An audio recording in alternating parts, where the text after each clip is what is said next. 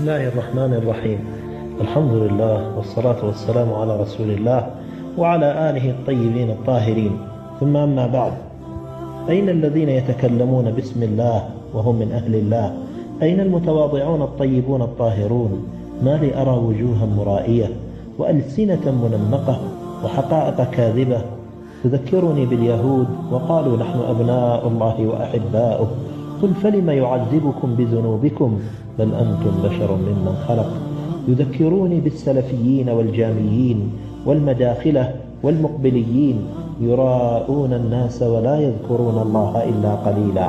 يا ويحكم أيها الأنصار، حملتم أعظم شيء في الظاهر وتلطختم بالأرجاس في الباطن، فإن الله طاهر لا يقبل إلا طاهرا، فطهروا بيت الله في داخلكم، البيت الذي تلقون فيه ربكم، ألا وهو قلوبكم. طهروا قلوبكم قبل ثيابكم ونواياكم قبل أماكنكم. أنتم أيها الأنصار، أنت أحد 9 أشخاص، أما الشخص الأول فهو رجل قدم واجتهد وضحى، ولكنه معجب بنفسه أو بعمله، أو يحاول أن يفوز بالسبق دون غيره، ويحاول أن يهمش الآخرين ويقصيهم ويوقفهم، أو ينظر إلى الآخرين أنهم تحته وليسوا في مستواه ولا يقبلهم، وهو يتعالى عليهم.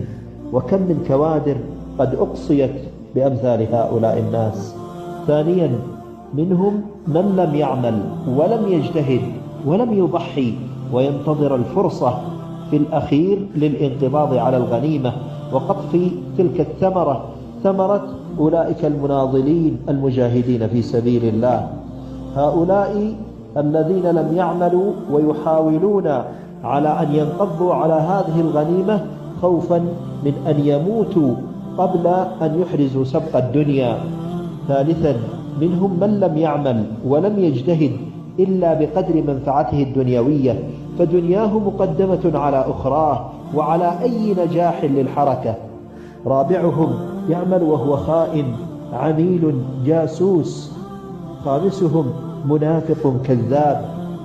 سادسهم، العمل على الولاءات والموازنات والأجنحة، فإن لم ينجح دمر الأعمال ودمر الحركة، وظل يدندن بكلام وعتاب ليس له أي حساب. سابعا، تقاسم المناصب والوجاهات.